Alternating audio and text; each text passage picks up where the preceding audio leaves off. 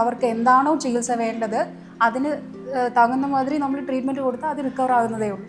അതിനാണ് നമ്മൾ വർമ്മ യൂസ് ചെയ്യുന്നത്. അവിടെയാണ്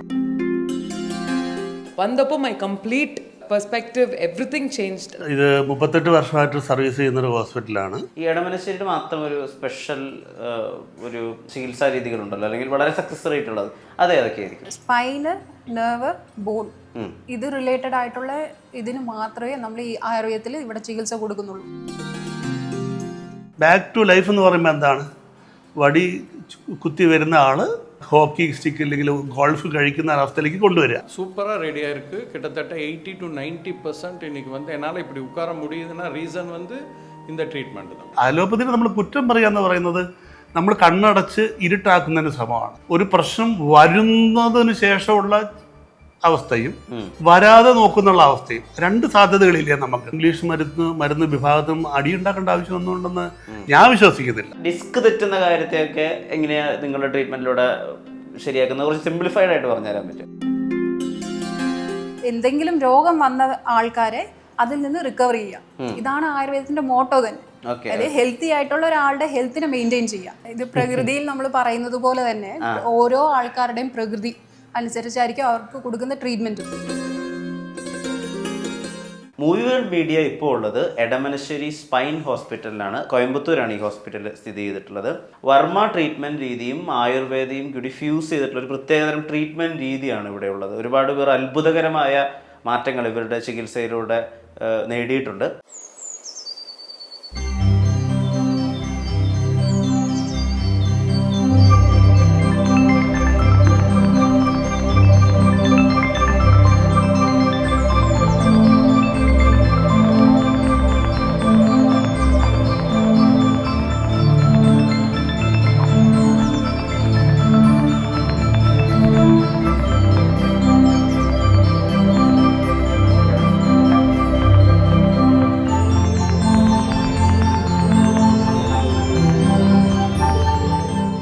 ഹോസ്പിറ്റലിൽ തന്നെ കീ പൊസിഷനിലിരിക്കുന്ന 2 പേരാണ് നമ്മോടൊപ്പം ചേരുന്നത്.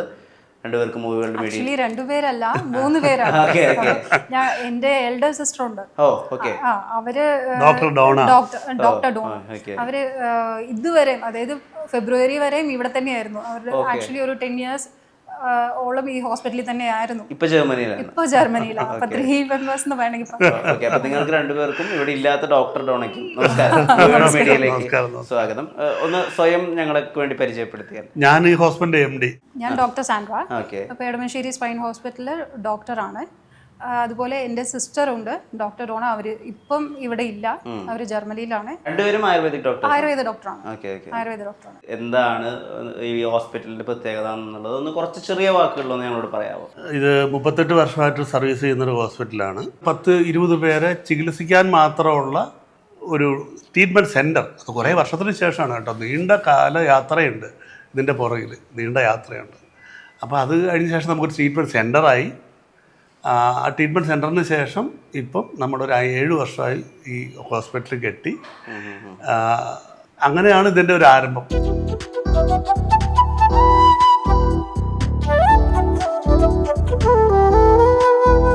എന്താ ശരിക്കും എടമനശ്ശേരി സ്പൈൻ ഹോസ്പിറ്റലിൽ ഏറ്റവും വലിയൊരു ക്യാഷ് പോയിന്റ് എന്താ?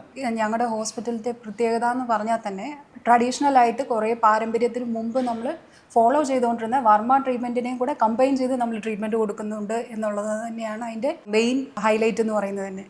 പിന്നെ അത് അങ്ങനെ ചെയ്യുമ്പോൾ നമുക്ക് റിസൾട്ട് കുറച്ചും കൂടെ കൂടുതൽ കിട്ടുന്നുണ്ട്. എന്താണ് ഈ വർമ്മ ട്രീറ്റ്മെൻറ്റ്? എന്താണെന്ന് ചോദിച്ചാൽ സാധാരണ ആയുർവേദത്തിൻ്റെ ന്യൂറോ ഓർത്തോ എന്ന് വേണേൽ പറയാം. ഒരാൾക്ക് ഒരു കൈ ഡിസ്പ്ലേസ് ആയിട്ട് വന്നു വിചാരിക്കുക, ആ കൈ റീപ്ലേസ് ചെയ്യുക, ഡിസ്ലൊക്കേറ്റ് ആയതിന് റീലൊക്കേറ്റ് ചെയ്യുക. അതുപോലെ തന്നെ ഇപ്പോൾ ഷോൾഡർ ഡിസ്പ്ലേസ് ആയി റീലൊക്കേറ്റ് ചെയ്യുക, നീ ജോയിൻ്റ് ഡിസ്പ്ലേസ് ആയി റീലൊക്കേറ്റ് ചെയ്യുക. ഇങ്ങനെ ഉള്ള എല്ല് സംബന്ധമായിട്ടുള്ള ചികിത്സകൾ, ഇതിന് തമിഴിൽ എന്ത് പറഞ്ഞാൽ തർക്കാപ്പ് മുഖം, താക്കുതൽ മുഖം, വൈദ്യമുഖം എന്ന് പറയും. തർക്കാപ്പ് എന്ന് പറഞ്ഞാൽ നമ്മളെ സംരക്ഷിക്കുന്ന അവസ്ഥ, സെൽഫ് ഡിഫെൻസ്. താക്കുതൽ എന്ന് പറഞ്ഞാൽ നമ്മൾ ഒരാളെ അറ്റാക്ക് ചെയ്യുന്ന അവസ്ഥ. വൈദ്യമുഖം എന്ന് പറഞ്ഞാൽ ഈ 2 സാധ്യതകളിൽ നിന്നുണ്ടാകുന്ന ഒരു അഫക്റ്റ് ഉണ്ടല്ലോ. ഒരാൾ അടിക്കുമ്പോൾ അയാൾക്കൊരു അപകടം സംഭവിക്കാം, അയാൾക്ക് വേണമെന്നുണ്ടെങ്കിൽ ഒരു പൊട്ടലുണ്ടാവാം, അല്ലെങ്കിൽ കൈയൊക്കെ തിരിഞ്ഞു പോകാം. ഇതിനൊക്കെ എന്താ ചെയ്യുക? ഇതിനൊക്കെ സാധാരണ നിലയ്ക്ക് കൊണ്ടുവരണ്ടേ? ഈ സാധാരണ നിലയ്ക്ക് കൊണ്ടുവരുന്ന ആ ചികിത്സാ രീതിയാണ് ഇതിൻ്റെ ഒരു ചികിത്സയുണ്ടല്ലോ. അതായത് രണ്ടിനും ഫലം ഉണ്ടാവുന്ന എന്താണ്? ഒരു ബുദ്ധിമുട്ടുണ്ടാവാം അല്ലേ, ഒരു ഉടയാം, ഡിസ്പ്ലേസ് ആകാം. ഞാൻ ആദ്യം പറഞ്ഞതുപോലെ തന്നെ ഇതിനെ ശരി ചെയ്യണ്ടേ? ഒരു സോൾജിയർക്ക് നമ്മൾ ശരി ചെയ്യണോ? വേണോ? ഈ ശരി ചെയ്യുന്ന അവസ്ഥേനെയാണ് നമ്മൾ വർമ്മ എന്ന് ഉദ്ദേശിക്കുന്നത്. ഇതിന് നമുക്ക് തർക്കാപ്പിനും ഡിഫെൻസിനും അറ്റാക്കിനും ഉപയോഗിച്ചു കൊണ്ടുണ്ടാകുന്ന പ്രശ്നങ്ങളെ നിവൃത്തി ചെയ്യാൻ വേണ്ടി താനാ ഉണ്ടായിട്ടുള്ള ഒരു സിസ്റ്റമാണ് ഈ വർമ്മ എന്ന് പറയുന്നത്. ഇപ്പോൾ നമ്മുടെ ഈ ഹോസ്പിറ്റലുമായി ബന്ധപ്പെട്ടിട്ടുള്ള ഇവിടുത്തെ പേഷ്യൻസ് അവരോടൊക്കെ സംസാരിക്കുമ്പോൾ മനസ്സിലായിട്ടുള്ളത് ഈ ഉള്ളിലേക്കുള്ള മരുന്നുകളുടെ അപ്പുറത്ത് എക്സ്റ്റേണൽ ആയിട്ടുള്ള മസാജുകൾ അല്ലെങ്കിൽ എക്സ്റ്റേണൽ ആയിട്ടുള്ള പ്രഷർ കൊടുക്കുന്നത് വഴി അവർക്ക് വലിയ മാറ്റങ്ങൾ ഉണ്ടാകുന്നു എന്നുള്ളതാണ്. പെയിൻ കില്ലറുകളൊക്കെ മൊത്തമായിട്ട് തന്നെ ആളുകൾ ഡസ്റ്റ്ബിന്നിലേക്ക് തട്ടുന്ന അവസ്ഥയൊക്കെ ഉണ്ടെന്ന് പറയുന്നത് കേൾക്കുന്നു. അപ്പോൾ എന്താ ഈ എക്സ്റ്റേണൽ പ്രഷർ അല്ലെങ്കിൽ മസാജസ്, അതുകൊണ്ട് എന്താ ശരിക്കും ഉദ്ദേശിക്കുന്നത്?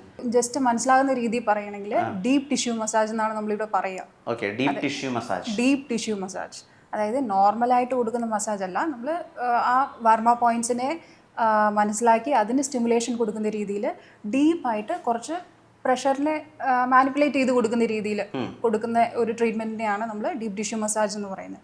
അപ്പോൾ അതിൻ്റെ കൂടെ ലാസ്റ്റ് നമ്മൾ ആ വർമ്മ പോയിൻറ്റ്സിനെയും സ്റ്റിമുലേറ്റ് ചെയ്ത് കഴിയുമ്പം പിന്നെ നെർവ്സിനെയും സ്റ്റിമുലേറ്റ് ചെയ്ത് കഴിയുമ്പം ഇതിൻ്റെ എഫക്റ്റ് എന്ന് പറയുന്നത് അവർക്കുള്ള ഡിസീസ് വന്നിട്ട് മാറി അവർ റിക്കവർ ആകുന്ന സ്റ്റേജ് വരും. ஐ எம் லக்ஷ்ணா, நான் கோயம்புத்தூர்லேருந்துங்க. கோயம்புத்தூர்லேருந்து தான் வரேன், அரஸ்புரம்லேருந்து. அண்ட் இங்கே 8 months வந்துட்டு இருக்கேன். நான் ஃபஸ்ட்டு இருந்தது it is an unbelievable situation. Like second சான்ஸே இல்லைன்னு நினச்சேன். So I went to lot of other big hospitals எல்லாமே போய் அவங்க சொன்னாங்க surgery is the only option அப்படின்னு சொல்லி தான் லைக் யூனோ வேறு எதுவுமே ஆப்ஷனே இல்லைன்னு சொல்லி நினச்சோம். But through an uncle I found this hospital and I came here. வந்தப்போ my complete perspective, everything changed. Like I got another hope, bring back to life ன்னு சொல்லி அங்கே சொல்கிறது it really is true. So அதனால I've genuinely got another life back. I came in a ஸ்ட்ரெச்சரில் வந்து ஒரு hope கொடுத்து நம்ம I'm able to run. I work in the fitness field. I'm able to walk normally. I'm able to jog. I'm able to be my normal self only because of Edamanassery spine ഹോസ്പിറ്റലിങ്. ഈ Edamanassery spine ഹോസ്പിറ്റലിലൊരു icon ഉണ്ട്, I mean ഒരു logo ഉണ്ട്. ആ logo ഉള്ളത് walking സ്റ്റിക്കും അത് കഴിഞ്ഞിട്ട് പിന്നെ ഒരു ഗോൾഫ് ബാറ്റും ആയിട്ടാണ് വരുന്നത്. ആ ഒരു ഐഡിയയുടെ പിന്നിലത്തെ തോട്ട് എന്താ ഒന്ന് എക്സ്പ്ലെയിൻ ചെയ്യാം? ഒരു വാക്ക് മനസ്സിൽ വന്നു, back to life. Back to life എന്ന് പറയുമ്പോൾ എന്താണ്? വടി കുത്തി വരുന്ന ആൾ ഹോക്കി സ്റ്റിക്ക് അല്ലെങ്കിൽ ഗോൾഫ് കഴിക്കുന്ന അവസ്ഥയിലേക്ക് കൊണ്ടുവരിക. അപ്പോൾ ആദ്യം ഒരു വി ഉണ്ടല്ലോ. അപ്പോൾ ഈ വീനെ നമ്മൾ എന്ത് ചെയ്തു? ഒരു വാക്കി സ്റ്റിക്കിന് ഹോക്കി സ്റ്റിക്ക്. അതങ്ങനെ വലിയ ചിന്തയൊന്നും വന്നതല്ല, അറിയാതെ വന്ന് വിട്ടുപോയതാണ്. അത് നമ്മൾ പോലും അറിയാതെ കിട്ടിയ ഒരു സാധനമാണ്. ഇവിടെ വരുമ്പോൾ സ്പൈനുമായി റിലേറ്റ് ചെയ്തിട്ട് ഒരുപാട് ആളുകൾ വരുന്നുണ്ടല്ലോ. അപ്പോൾ ഈ L2 L3 ഡിസ്ലൊക്കേഷൻ ആയിട്ടാണ് ഞാൻ ഇവിടെ വരുന്നത് എന്നൊക്കെ പറയുന്നുണ്ട്. അപ്പോൾ അവരൊക്കെ പറയുന്നത് പലപ്പോഴും ഇപ്പോൾ സർജറി വേണമെന്നൊരു സൂപ്പർ സ്പെഷ്യാലിറ്റി ഹോസ്പിറ്റൽ പറഞ്ഞതാണ് ഇവിടെ വന്നിട്ട് ശരിയാവുന്നതാണ്. ഈ സർജറിയെ എങ്ങനെയാണ് ഓവർകം ചെയ്യുന്നത്? അതിൻ്റെ ഒരു പ്രിൻസിപ്പിൾ എന്താ അതിൻ്റെ പിന്നിലത്തെ? നോർമലി ഇപ്പം നമുക്ക് ഡിസ്ക് പ്രൊലാപ്സ് ആകുക എന്നാണ് നമ്മൾ ഇതിൽ അലോപ്പതിയിൽ സാധാരണ പറയുക. ഡിസ്ക് പ്രൊലാപ്സ്, ഡിസ്ക് ഹെർണിയേഷൻ അങ്ങനെയൊക്കെ പറയും. ഇത് എന്താണ്? ഫസ്റ്റ് ഗട്ടിനെ എല്ലാം, അതായത് ഗട്ട് ഹെൽത്ത് നോർമൽ കൊണ്ടുവന്നതിന് ശേഷം ആ സ്റ്റിമുലേഷൻ കൊടുത്ത് നെർവ്സിനെ സ്റ്റിമുലേറ്റ് ചെയ്ത് മസിൽസിനെ ആക്ടിവേറ്റ് ചെയ്താൽ തന്നെ ആ അവർക്കുള്ള പെയിൻ, കോൺസ്റ്റൻ്റ് ആയിട്ടുള്ള പെയിൻ കാരണമാണ് അവർ വേറെ ഒന്നും ചെയ്യാൻ പറ്റുന്നില്ല. പെയിൻ കില്ലർ കഴിച്ചിട്ടും അവർക്ക് വർക്കാകുന്നില്ല. ശരി, അടുത്തത് സർജറി എന്ന് പറയും. അപ്പോൾ അത് സിവിയർ കോംപ്ലിക്കേറ്റഡ് ആയിട്ടുള്ള ആ അവസ്ഥയിലാണ് നമ്മുടെ അടുത്ത് വരിക. അപ്പോൾ അതിനെ നമ്മൾ പ്രോപ്പറായിട്ട് ട്രീറ്റ്മെൻറ്റ് ചെയ്ത് അവർക്ക് എന്താണോ ചികിത്സ വേണ്ടത് അതിന് തകുന്ന മാതിരി നമ്മൾ ട്രീറ്റ്മെൻറ്റ് കൊടുത്താൽ അത് റിക്കവർ ആകുന്നതേ ഉള്ളൂ. അതിനാണ് നമ്മൾ യൂസ് ചെയ്യുന്നത്, വർമ്മ യൂസ് ചെയ്യുന്നത് അവിടെയാണ്. വർമ്മ യൂസ് ചെയ്യുന്ന പറഞ്ഞാൽ ഞാൻ പറഞ്ഞല്ലോ, സ്പെസിഫിക് ആയിട്ട് നെർവിനെ ഐഡൻറ്റിഫൈ ചെയ്ത് ആ നെർവിൽ സ്റ്റിമുലേറ്റ് ചെയ്യുന്നു. ബോണിലുണ്ടാകുന്ന മാറ്റം, അലൈൻമെൻ്റ് ഒക്കെ മാറുക എന്ന് വേണം നമുക്ക് പറയാം. പഴയ കാലത്തൊക്കെ ഞങ്ങളുടെയൊക്കെ കാലത്ത് സ്കൂളിൽ നിവർന്നിരിക്കാൻ പറയുകയാണ്, അടിക്കടി എഴുന്നേൽപ്പിച്ചിട്ട് ഇരുത്തുക, സ്റ്റാൻഡപ്പ് സീറ്റ് എന്ന് പറയാറ്.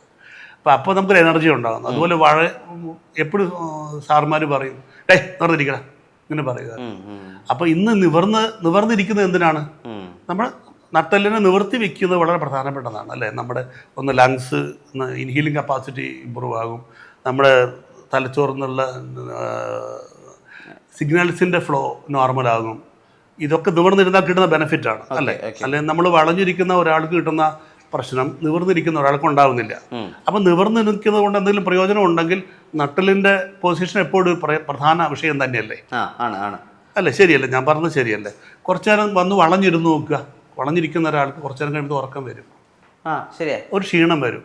എന്താ കാരണം പറയാമോ? അല്ല, ജസ്റ്റ് ഞാൻ അറിയാൻ വേണ്ടി ചോദിക്കുന്നതാണ്. അതായത് വളഞ്ഞിരിക്കുന്ന ഒരാൾക്ക് പ്രശ്നം വരാനുള്ള കാരണം സിഗ്നൽ ഫ്ലോ ലോ ആകുമ്പോൾ വരുന്നതാണ്. அரௌண்ட் 3 months பிஃபோர்லேருந்தே ஸ்லைட்டாக வந்து லெஃப்ட் லெக் பெயின் இருந்துச்சு, லோயர் பேக் பெயின் வந்துச்சு. அது நிறைய டாக்டர்ஸ் கிட்ட போனோம், நியூரோ அப்புறம் ஆர்த்தோ. எனக்கு முதல்ல ஒரு சர்ஜரி ஒன்று ஸ்பைனில் ஆயிருக்கு, அது ரிலேட்டடாக இருக்குமோ அப்படின்ட்டு எல்லாம் போய் பார்த்தோம். ஸ்பைன் டாக்டருக்கு ஸ்பெஷலிஸ்ட்டுக்கிட்டேயும் போனோம். பட் ஒரு 2.5 months சஃபர் பண்ணது தான் மிச்சமே தவிர எந்த ஒரு ரெஸ்பாண்டும் பண்ணல. எந்த மெடிசன்ஸு ஃபிசியோதெரபிஸ்ட்டு எதுவும் பண்ணியும் எதுவுமே இன்னும் அக்ரஸிவ் தான் ஆச்சே தவிர கம்மி ஆகலை. அப்புறம் என் ஃப்ரெண்டு மூலிமா இந்த ஹாஸ்பிட்டல் பற்றி தெரிஞ்சு சரின்னு சொல்லிட்டு இங்கே வந்தோம். வரும்போது ஒரு கான்ஃபிடென்ட் இருந்துச்சு, ஓகே நல்லா இருக்குன்ற ஒரு கான்ஃபிடென்ட் இருந்ததுனால 20 days ஃபஸ்ட்டு ஒரு ட்ரீட்மெண்ட் எடுக்கணும், அதுக்கப்புறம் வந்து ஒரு 15-20 days வந்து டெய்லி வந்துட்டு போகணுன்ற மாதிரி சொன்னாங்க. இன்பேஷண்ட்டாக இருந்து ஒரு 20 days பண்ணிவிட்டு அதுக்கப்புறம் அவுட் பேஷண்ட்டாக இருக்கலாம்னு சொன்னாங்க. சரின்னு சொல்லிவிட்டு இன்றைக்கி 20 days ஆகிடுச்சு. இன்றைக்கி ஆக்சுவலாக டிஸ்சார்ஜ் பண்ணுறோம். ஆனால் சூப்பராக ரெடியாக இருக்குது. கிட்டத்தட்ட 80 to 90% இன்றைக்கி வந்து என்னால் இப்படி உட்கார முடியுதுன்னா ரீசன் வந்து இந்த ട്രീറ്റ്മെൻറ്റ് தான். ഡിസ്ക് തെറ്റുന്ന കാര്യത്തെയൊക്കെ എങ്ങനെയാണ് നിങ്ങളുടെ ട്രീറ്റ്മെൻറ്റിലൂടെ ശരിയാക്കുന്നത്? കുറച്ച് സിംപ്ലിഫൈഡ് ആയിട്ട് പറഞ്ഞു തരാൻ പറ്റും? നോർമലി നമ്മൾ ഒരു പോയി ഓടി ഒരു വെയിറ്റ് എടുത്തു ഉടനെ ഡിസ്ക് തെറ്റി അങ്ങനെ വരില്ല. ഓക്കെ. അപ്പം കോൺസ്റ്റൻ്റ് ആയിട്ട് നമ്മൾ റിപ്പീറ്റഡ് ആയിട്ട് ഒരു ജോലി ചെയ്ത് അല്ലെങ്കിൽ ഒരു ഹെവി ആയിട്ട് എവിടെയെങ്കിലും വീണ്, അല്ലെങ്കിൽ ഒരു ആക്സിഡൻറ്റ് സംഭവിച്ച്, അല്ലെങ്കിൽ കിച്ചണിൽ ബാത്റൂമിൽ തെന്നി വീഴുക, സ്റ്റെപ്പിൽ നിന്ന് തെന്നി വീഴുക, അല്ലെങ്കിൽ സിവിയർ ആയിട്ടുള്ള ഒരു ആക്സിഡൻറ്റ്, സ്പൈനിൽ അടിപെടുന്ന രീതിയിൽ സിവിയർ ആയിട്ട് ആക്സിഡൻറ്റ് സംഭവിക്കുന്നവർക്ക്, അല്ലെങ്കിൽ 24/7 വന്നിട്ട് ഇരുന്നുകൊണ്ട് തന്നെ ജോലി ചെയ്യുന്നവർക്ക്, ഇങ്ങനെയുള്ളവർക്ക് കാലപ്പോക്കിൽ വരുന്ന ഒരു മാറ്റമാണ് സ്പൈനിൽ. കാലപ്പോക്കിൽ വരുന്ന ഡീഹൈഡ്രേറ്റ് ആയിട്ട് പിന്നെ വരുന്ന ഒരു മാറ്റമാണ് ഡിസ്ക് പടിപടിയായിട്ട് കുറച്ചായിട്ട് പുറത്ത് വരിക, അതിനെ കംപ്രസ് ചെയ്യുക എന്ന് പറയുന്നത്. അപ്പോൾ ഒറ്റയടിക്ക് വരണമെങ്കിൽ അത് ഒന്നെങ്കിൽ ആക്സിഡൻ്റ് ആയിരിക്കണം, അല്ലെങ്കിൽ ഞാൻ പറഞ്ഞ പോലെ ചെറിയ ഇഞ്ചുറീസ് അങ്ങനെ വന്നാൽ മാത്രമേ ഒറ്റയടിക്ക് വരുള്ളൂ. അപ്പോൾ ഇതിനെ റിക്കവർ ചെയ്യുക എന്ന് പറഞ്ഞാൽ ആദ്യം നമ്മൾ ഈ മസിൽസിനെ റീആക്ടിവേറ്റ് ചെയ്ത് നെർവ്സിനെ സ്റ്റിമുലേറ്റ് ചെയ്ത് ആ ഡിസ്കിൻ്റെ സ്പൈനിൻ്റെ അലൈൻമെൻറ്റ് കറക്റ്റ് ചെയ്താൽ തന്നെ, അതായത് ആയുർവേദ പ്രകാരമാണ് ഞാൻ പറയുന്നത്, സ്പൈനിൻ്റെ അലൈൻമെൻറ്റ് കറക്റ്റ് ചെയ്താൽ തന്നെ അത് നോർമലി നമുക്ക് ആ നെർവിന് കൊടുത്തുകൊണ്ടിരുന്ന കംപ്രഷനെ മാറ്റാൻ പറ്റും. പിന്നെ നമ്മൾ ഒരു ലൈഫ് സ്റ്റൈൽ പറയാറുണ്ട്, ഈ ലൈഫ് സ്റ്റൈലൊക്കെ നിങ്ങൾ ഫോളോ ചെയ്യുക. കാരണം സിവിയർ ആയിട്ടുള്ള കംപ്രഷൻ ഉള്ള ഒരാൾ കുനിഞ്ഞ് നിവർന്ന് ജോലി ചെയ്യാൻ പാടില്ല. കുനിഞ്ഞ് ജോലി ചെയ്താൽ ആ കംപ്രഷൻ സിവിയർ ആകുകയുള്ളൂ. അതുപോലെ ഹെവി വെയിറ്റ് ലിഫ്റ്റ് ചെയ്യാൻ പാടില്ല. ഇതെല്ലാം അവോയ്ഡ് ചെയ്യാൻ പറയും. ഇതെല്ലാം അവോയ്ഡ് ചെയ്യേ കാലപ്പോക്കിൽ അത് നോർമൽ ആയിക്കോളൂ. ഇപ്പോൾ ഈ അലോപ്പതി മെഡിസിൻ, അതായത് ഇംഗ്ലീഷ് മരുന്നിന് എപ്പോഴും ഒരുപാട് സൈഡ് എഫക്റ്റുകളുണ്ട്. ആയുർവേദത്തിന് ഒരു രീതിയിലുള്ള സൈഡ് എഫക്റ്റുകളും ഇല്ല. അതൊരു ലൈഫിൻ്റെ ഒരു സൈക്കിളാണ്, അല്ലെങ്കിൽ ലൈഫിൽ നമ്മൾ ചേർത്ത് കൊണ്ടുപോകേണ്ട ഒരു ട്രീറ്റ്മെൻറ്റ് രീതിയായിട്ടാണ് പലപ്പോഴും ആയുർവേദത്തിൽ പറയുക. ഈ സംവാദങ്ങളും ഡിബേറ്റുകളൊക്കെ എപ്പോഴും ഉണ്ടാവും. എന്താണ് ശരി, എന്താണ് തെറ്റ്, എന്താണ് ലൈഫ് ലോങ്, അല്ലെങ്കിൽ എന്താണ് സൈഡ് എഫക്റ്റ് ഇല്ലാത്തതെന്നൊക്കെ പറഞ്ഞിട്ട്. ശരിക്കും ഇപ്പോൾ ആയുർവേദം അല്ലെങ്കിൽ അലോപ്പതി ഈ ട്രീറ്റ്മെൻറ്റ് രീതികൾ എങ്ങനെയാണ് നമുക്ക് വേർതിരിക്കാൻ പറ്റുക? ഈ രണ്ട് ചികിത്സാ രീതിയെയും നമ്മൾ രണ്ടായിട്ടാണ് കാണേണ്ടത്. ഇപ്പോൾ ഒരു ആക്സിഡൻ്റ് ആകുന്ന ഒരാൾക്ക് അലോപ്പതി ചികിത്സ ഇല്ലാണ്ട് പറ്റുമോ? ഒരു ഹാർട്ട് പ്രശ്നം വരുന്ന ഒരാൾക്ക് അലോപ്പതി ചികിത്സ ഇല്ലാണ്ട് പറ്റുമോ? ഇല്ല.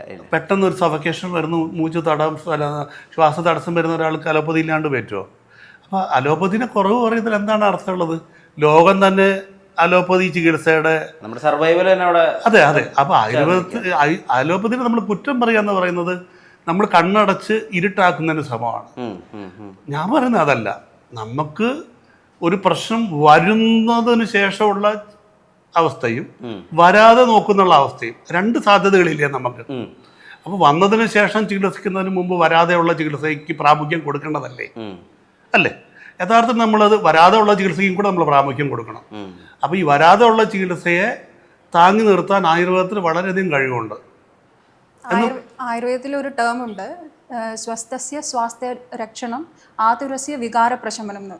അതായത് സ്വസ്ഥനായിട്ട്, അത് ആരോഗ്യമായിട്ടിരിക്കുന്ന ഒരാളെ, ആളുടെ ആരോഗ്യത്തിനെ സംരക്ഷിക്കുക. അതുപോലെ എന്തെങ്കിലും രോഗം വന്ന ആൾക്കാരെ അതിൽ നിന്ന് റിക്കവർ ചെയ്യുക. ഇതാണ് ആയുർവേദത്തിന്റെ മോട്ടോ തന്നെ. അതായത് ഹെൽത്തി ആയിട്ടുള്ള ഒരാളുടെ ഹെൽത്തിനെ മെയിൻറ്റെയിൻ ചെയ്യുക, ഹെൽത്തി ആയിട്ട് തന്നെ മെയിൻറ്റെയിൻ ചെയ്യുക. പിന്നെ എന്തെങ്കിലും ഒരു ഡിസീസ് വന്ന ഒരാളുടെ ഡിസീസിനെ അതിൽ നിന്ന് അവരെ ആ ഡിസീസിൽ നിന്ന് റിക്കവർ ചെയ്യുക. ഇതാണ് ആയുർവേദം. അപ്പൊ നമ്മൾ പൊതുവെ പറയുന്നത് പോലെ ഈ ആയുർവേദത്തിനും ആ ഇംഗ്ലീഷ് മരുന്ന് വിഭാഗത്തിനും അടിയുണ്ടാക്കേണ്ട ആവശ്യമൊന്നുമുണ്ടെന്ന് ഞാൻ വിശ്വസിക്കുന്നില്ല. എനിക്കൊരു പ്രശ്നം വന്നാൽ ഞാൻ ആയുർവേദത്തിലും പോകും, ഞാൻ ഇംഗ്ലീഷ് മരുന്നിലും പോകുന്ന ആളാണ്. അല്ലാണ്ട് ഞാൻ ഇംഗ്ലീഷ് മരുന്നുകാരെ കുറ്റം പറയുന്ന ഒരാളല്ല. അതിങ്ങനെ കുറ്റം പറയാൻ സാധിക്കുക? എവിടെ ഒരു കുറ്റം പറയാൻ ഒരാൾക്ക് സാധിക്കുന്നോ അതിലൊരു അറിവുള്ള ആൾക്ക് മാത്രമേ അതിനെ വിമർശിക്കാൻ അവകാശമുള്ളൂ വിശ്വസിക്കുന്ന ഒരാളാണ് ഞാൻ. ഞങ്ങളുടെ ഹോസ്പിറ്റലിൽ വരുന്ന ആൾക്കാർക്ക് എല്ലാം തന്നെ ഏകദേശം സർജറിക്ക് മുമ്പ് അങ്ങനെ പറയുന്നതല്ല, തെറ്റായിട്ട് വിചാരിക്കരുത്, ഒരു വിവാദമായിട്ട് എടുക്കരുത്. അപ്പോൾ അങ്ങനെയുള്ളൊരു ചികിത്സയിൽ ഇവിടെ റിക്കവർ ആകുന്നുണ്ടെങ്കിൽ അതിൻ്റെ പുറത്ത് ഒരു തീരുമാനമുണ്ട്. എന്ന് പറഞ്ഞാൽ ഞങ്ങൾ എക്സ്ക്യൂസ് ചെയ്യാറില്ല. ചികിത്സയ്ക്ക് ഞങ്ങൾ എക്സ്ക്യൂസ് ഇല്ല. ഇത്ര ദിവസം ചികിത്സ വേണം എന്ന് പറഞ്ഞാൽ അത്ര ദിവസം ചികിത്സ നിർബന്ധമാണ്. രണ്ടാമത് അയ്യോ സാർ മരുന്ന് കുടിക്കാൻ പറ്റില്ല, ചികിത്സയില്ല. നിങ്ങൾ മരുന്ന് കഴിച്ചാലും ചികിത്സയുള്ളൂ. അതുപോലെ 10 ദിവസം കൊണ്ട് സാർ സുഖമാകുമോ? എല്ലായിടത്തും 10 ദിവസം കൊണ്ടാണല്ലോ സാർ പറയുന്നത്. 10 ദിവസം കൊണ്ടൊന്നുകൊണ്ട് സുഖമാവാത്തതെന്ന് ചോദിച്ചാൽ 10 ദിവസം കൊണ്ട് സുഖമാകാൻ പറ്റില്ല. 10 ദിവസം കൊണ്ട് സുഖമാവാത്ത ആളെ 10 ദിവസം കൊണ്ട് സുഖമാക്കാമെന്ന് പറഞ്ഞ് എങ്ങനെ നമ്മൾ എടുക്കാൻ പറ്റില്ല. അതുകൊണ്ട് തന്നെ ഞങ്ങൾ ഞാൻ ആദ്യകാലം മുതൽ തന്നെ ഇവരൊക്കെ ഉണ്ടാകുന്ന കാലം മുതൽ തന്നെ എൻ്റെ അടുത്ത് വരുന്ന ഈ പ്രശ്നങ്ങളോട് വരുന്ന ആൾക്കാർക്ക്, കാരണം ഞാൻ മരുന്ന് ചികിത്സയില്ല, എനിക്ക് മരുന്നിൻ്റെ ആവശ്യമില്ല, മരുന്നില്ലാതുള്ള ചികിത്സയാണ് എൻ്റെ പ്രധാനപ്പെട്ട ചികിത്സകളെല്ലാം തന്നെ. അതുകൊണ്ട് നിങ്ങൾ ഇങ്ങനെ ഇരുന്നാൽ മാത്രമേ ഇത് വരുള്ളൂ എന്ന് ആദ്യം തന്നെ പറയും. എക്സ്ക്യൂസ് ഉള്ളവരെ ചികിത്സയ്ക്ക് എടുക്കില്ല. അതുകൊണ്ടാണ് നമുക്ക് ഈ ചികിത്സയിൽ ഞങ്ങൾ ഇതിനകത്ത് പ്രബലമായതും ഞങ്ങൾക്ക് ഇത്രയധികം ആൾക്കാർ വരുന്നതും. ഈ എടമനശ്ശേരിയുടെ മാത്രം ഒരു സ്പെഷ്യൽ ഒരു അട്രാക്ഷനായിട്ട്, അല്ലെങ്കിൽ ഏറ്റവും നിങ്ങളുടെ തന്നെ ഭയങ്കര പ്രൗഡായിട്ട് തോന്നുന്ന ചികിത്സാ രീതികളുണ്ടല്ലോ, അല്ലെങ്കിൽ വളരെ സക്സസ് റേറ്റ് ഉള്ളത്, അത് ഏതൊക്കെയായിരിക്കും? നമ്മുടെ ഹോസ്പിറ്റലിൽ തന്നെ നമ്മൾ ജനറൽ ട്രീറ്റ്മെന്റ് ഒന്നും ചെയ്യാറില്ല. സ്പൈന്, നെർവ്, ബോൺ, ഇത് റിലേറ്റഡ് ആയിട്ടുള്ള ഇതിന് മാത്രമേ നമ്മൾ ഈ ആയുർവേദത്തിൽ ഇവിടെ ചികിത്സ കൊടുക്കുന്നുള്ളൂ. അതായത് പിന്നെ ആർത്രൈറ്റിസ്, പിന്നെ സ്ട്രോക്ക്, അത് വരുമ്പം സ്ട്രോക്ക് എന്ന് പറയുമ്പോൾ അത് നെർവ് റിലേറ്റഡ് ആയിട്ട് വരും. ആർത്രൈറ്റിസ് നമുക്ക് ടോട്ടലായിട്ട് ഈ ജനറേഷനിൽ എല്ലാവർക്കും കണ്ടുവരുന്ന ഒരു രോഗത്തിലൊന്നാണ്. ഒരു 60% ആൾക്കാർക്കും ആർത്രൈറ്റിസ് ഉണ്ടാവും. അപ്പോൾ അതിനും മാത്രമേ നമ്മൾ കൊടുക്കുന്നുള്ളൂ. അല്ലാണ്ട് സ്കിൻ ഡിസീസ്, അല്ലാണ്ട് fever associated diabetes, hypertension, അങ്ങനത്തെ ചികിത്സകൾ, ജനറൽ ചികിത്സകൾ നമ്മളിവിടെ ചെയ്യുന്നില്ല. നമ്മളിവിടെ സ്പെഷ്യലായിട്ട് ചെയ്യുന്നത് spine, nerve, bone and arthritis, ഇത് മാത്രമേ നമ്മൾ കോൺസെൻട്രേറ്റ് ചെയ്യുന്നുള്ളൂ. അപ്പം നമ്മുടെ സ്പെഷ്യാലിറ്റി എന്ന് പറഞ്ഞാൽ തന്നെ ഇതിന് വേണമെങ്കിൽ നമുക്കൊരു ആയുർവേദത്തിലുള്ള ഒരു ഓർത്തോ ന്യൂറോ ഹോസ്പിറ്റൽ എന്ന് വേണമെങ്കിൽ പറയാം. ഈ ആർത്രൈറ്റിസ് വരാനുള്ള കാരണങ്ങൾ എന്തായിരിക്കും? ആർത്രൈറ്റിസ് നോർമലി നമ്മുടെ ഭക്ഷണങ്ങൾ അല്ലെങ്കിൽ നമ്മുടെ പാരമ്പര്യമായിട്ട് ഇൻഹെറിറ്റഡ് ആയിട്ട് നമ്മുടെ പാരൻസിന് ആർക്കെങ്കിലും ഉണ്ടെങ്കിൽ നമുക്ക് വരാൻ ചാൻസസ് ഉണ്ട്. അപ്പോൾ അച്ഛനോ അമ്മയ്ക്കോ ആർക്കെങ്കിലും ആർത്രൈറ്റിസ് ഉണ്ടെങ്കിൽ നമുക്കും വരാൻ ഒരു 50% അല്ലെങ്കിൽ ഒരു 40% വരാനുള്ള ചാൻസസ് ഉണ്ട്.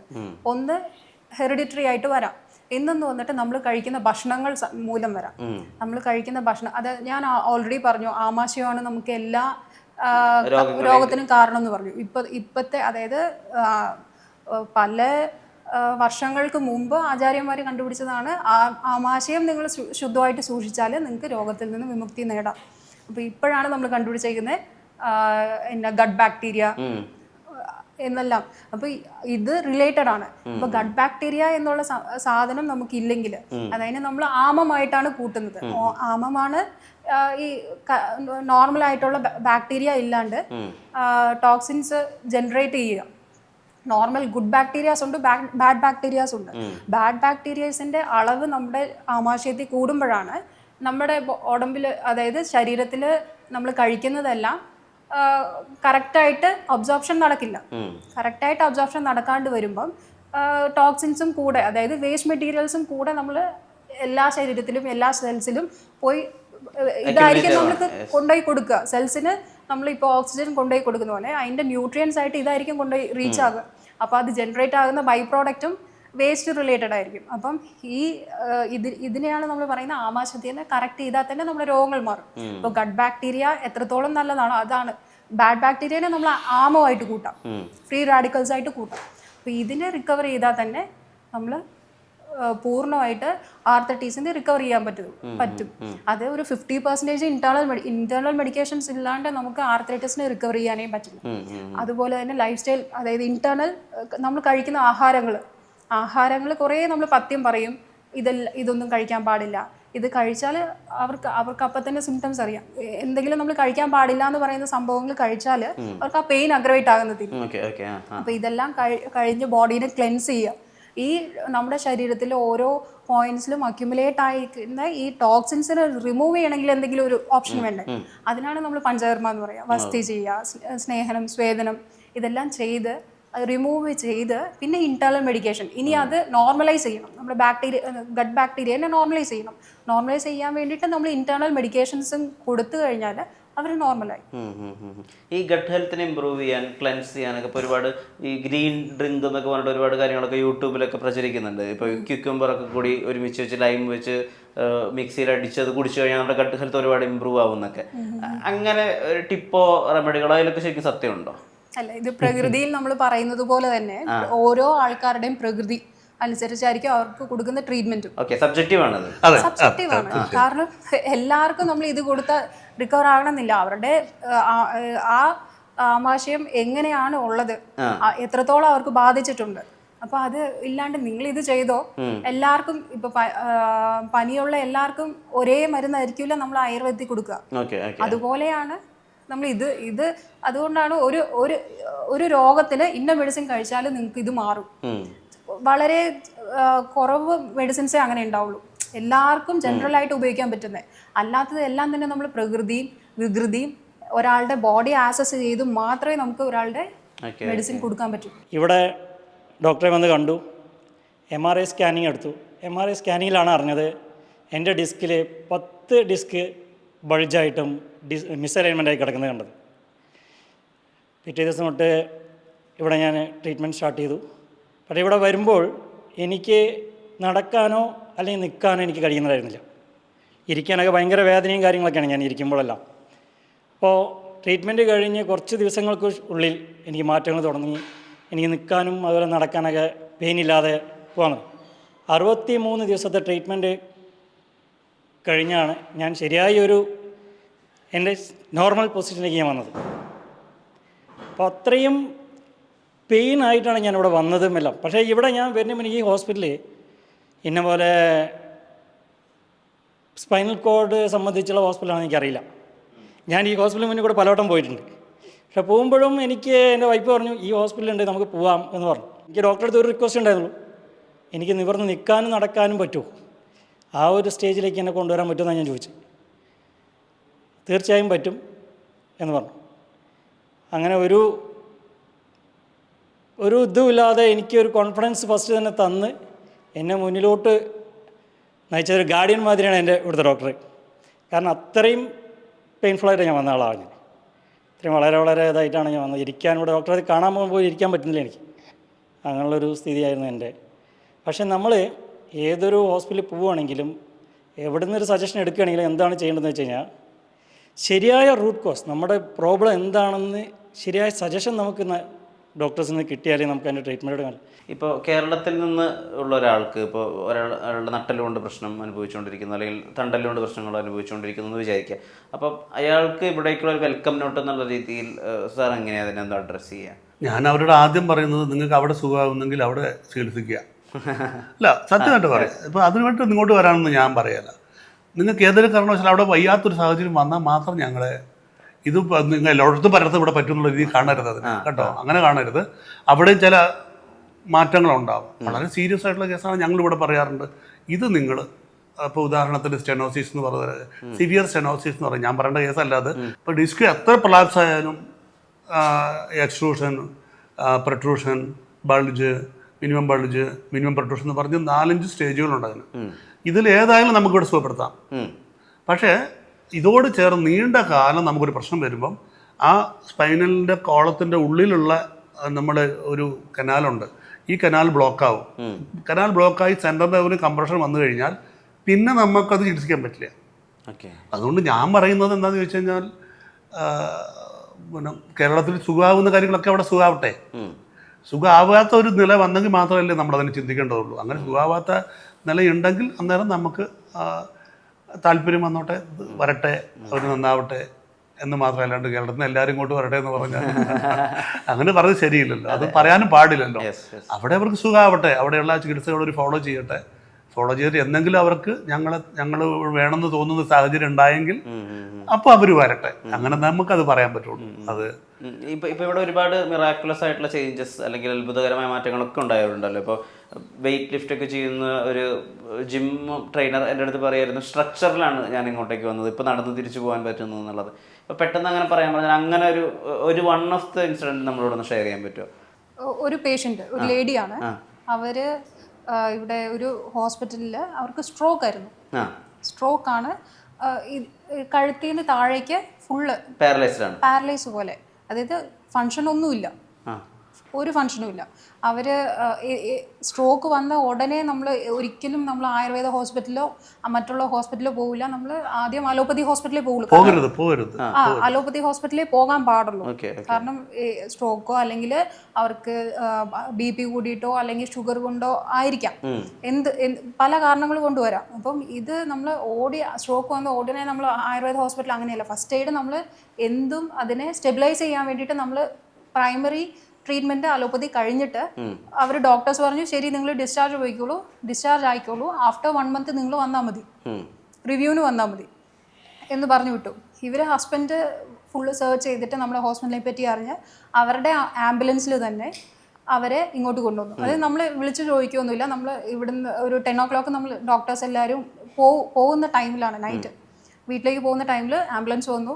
അപ്പോഴാണ് ഹസ്ബൻഡ് വന്നിട്ട് എൻക്വയറി ചെയ്യുന്നത്, ഞങ്ങൾ ഇങ്ങനെയാണ്, ഞങ്ങൾ ഇവിടുന്ന് സ്ട്രോക്ക് പേഷ്യൻ്റ് ആണ്, ഡിസ്ചാർജ് ആയി, ഞങ്ങൾ നിങ്ങളെപ്പറ്റി കേട്ടു, അതുകൊണ്ടാണ് വന്ന് ഇവിടെ അഡ്മിറ്റ് ആകാൻ വേണ്ടി, ഇവിടുന്ന് റിക്കവർ ആകുമെന്ന് ഞങ്ങൾക്ക് അത്ര ഉറപ്പാണ്, അതുകൊണ്ടാണ് ഞങ്ങൾ വരുന്നതെന്ന് പറഞ്ഞു. അപ്പോൾ ശരി, നമുക്ക് ഈ രാത്രിയിൽ എന്താ ചെയ്യുക? പിന്നെ ഈ പേഷ്യൻറ്റിൻ്റെ കേസൊന്നും നമ്മൾ സ്റ്റഡി ചെയ്തിട്ടില്ല.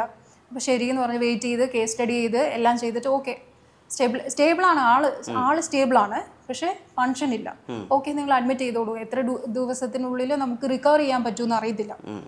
നിങ്ങൾ അത് ഇപ്പോൾ 10 ദിവസം ഒരു മിറാക്കിളാണെന്ന് നിങ്ങൾ വിചാരിക്കുകയേ ചെയ്യാൻ പാടില്ല. നിങ്ങൾക്ക് പൊറുമയുണ്ടെങ്കിൽ മാത്രം നിങ്ങൾ അഡ്മിറ്റ് ആയി, ക്ഷമയുണ്ടെങ്കിൽ മാത്രമേ നിങ്ങൾ ട്രീറ്റ്മെൻറ്റ് എടുത്ത് ഇപ്പോൾ ഒരു 10 ദിവസം 15 ദിവസം അല്ലെങ്കിൽ ഒരു 1 month കഴിഞ്ഞിട്ട് നിങ്ങൾ റിക്കവർ ആവുമെന്ന് വിചാരിക്കരുത്. നമുക്ക് നോക്കാം, മേ ബി നിങ്ങൾ 10 daysലോ അല്ലെങ്കിൽ ഒരു 20 daysലോ നമുക്ക് റിസൾട്ട്, നമ്മൾ വിചാരിക്കുന്ന റിസൾട്ട് കിട്ടും. പക്ഷേ നിങ്ങൾക്ക് ഓക്കെ ആണെങ്കിൽ നിങ്ങൾക്ക് അഡ്മിറ്റ് ആകാം. അവർ അഡ്മിറ്റായി, നമ്മൾ അടുത്ത ദിവസം തൊട്ട് തന്നെ നമ്മൾ ട്രീറ്റ്മെൻറ്റ് കൊടുക്കാൻ തുടങ്ങി. 1 month ആയി.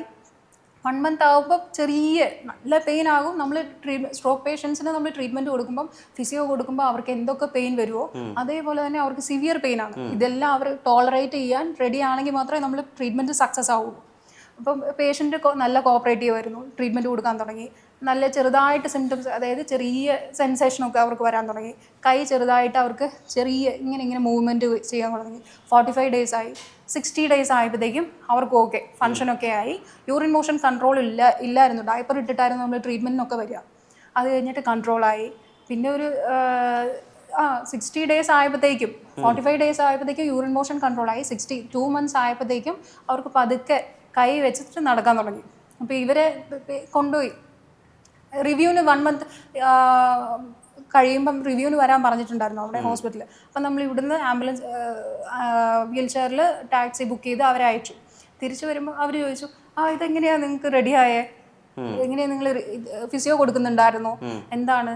അല്ല, നമ്മളിങ്ങനെ ആയുർവേദ ട്രീറ്റ്മെൻറ്റ് കൊടുക്കുന്നുണ്ടായിരുന്നു. അപ്പം അത് അവർക്ക് തന്നെ ഒരു അത്ഭുതം. കാരണം റിക്കവർ ആകാം, ഇത്രയ്ക്ക് പെട്ടെന്ന് ഫാസ്റ്റ് റിക്കവറി എങ്ങനെ വന്നു എന്നുള്ളത് അവർക്ക് തന്നെ അത്ഭുതം പോലെ ഫീൽ ചെയ്തു. അത് പേഷ്യൻ്റ് വന്ന് നമ്മളോട് പറഞ്ഞതാണ്, அவங்க കേൾക്കാങ്ങ இப்படி அப்படின்னு. പിന്നെ ലാസ്റ്റ് അവർ ഫുള്ള് റിക്കവറായി. അതായത് സ്ട്രെച്ചറിൽ വന്നിട്ട് അവർ സപ്പോർട്ട് ഇല്ലാണ്ട് നമ്മളെല്ലാവരും ക്ലാപ്പ് ചെയ്തു.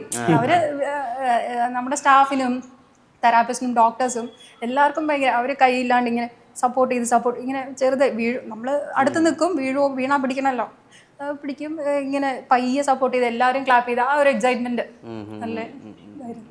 ഒരു അനുഭവമായിരുന്നു.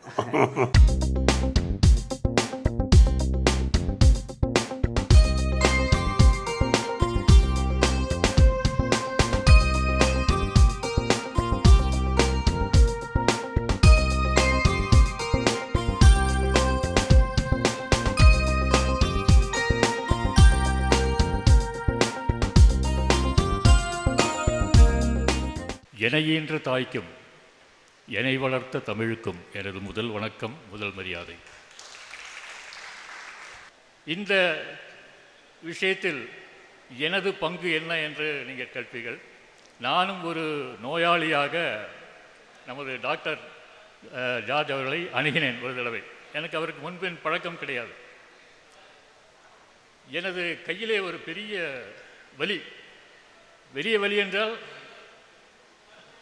பயங்கரமான வலி என்று சொல்லலாம். அதாவது ஏற்றுக்கொள்ள முடியாத மாதிரி, தாங்க முடியாத மாதிரி ஒரு வலி.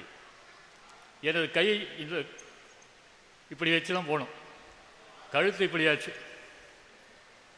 என்னன்னு தெரியல. இங்கே இருக்கக்கூடிய பெரிய ஆஸ்பத்திரிகள் எல்லாம் போய் எல்லாம் செக் பண்ணோன்னா அவங்களெல்லாம் கண்டுபிடிக்க முடியல. அவங்க பலவிதமான ஒப்பீனியன் சொன்னாங்க. அந்த சமயத்தில் யாரோ ஒரு நண்பர், இந்த டாக்டர் ஜார்ஜ்னு சொல்லி ஒருத்தர் இருக்கிறாரு. அப்போ இந்த மருத்துவமனையெல்லாம் கிடையாது, அவர் இல்லத்திலே வைத்து சிகிச்சை பண்ணிட்டு இருந்தார். அங்கே போனோன்னா அங்கே மெயின் ஆஸ்பத்திரியில் போன போது அவங்க ஸ்கேன் பண்ணணும், டெஸ்ட் பண்ணணும், இசிஜி எடுக்கணும், எக்கோ எடுக்கணும், அது இதுன்னு பல முறைகளை சொன்னாங்க. இவர்கிட்ட போன போது என்ன விஷயம் அப்படின்னா, இந்த மாதிரி கை பயங்கரமான பெயின், எடுக்க முடியாது, கழுத்து திருப்ப முடியாது, உட்கார முடியாது, படுக்க முடியாது, அந்த மாதிரி பலவிதமான பிரச்சனைகள் எனக்கு இருக்கிறதுன்னு சொல்லிட்டாங்க.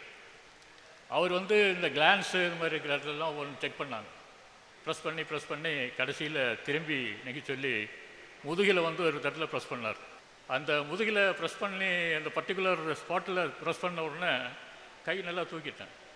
எந்த வலியும் இல்லாத மாதிரி ஒரு பயங்கர, எனக்கு அதிசயமாக போச்சு. என்னடா இதை மேஜிக் ஏதாவது பண்ணுறாரு அவர் அப்படின்னு. உண்மை நடந்தது.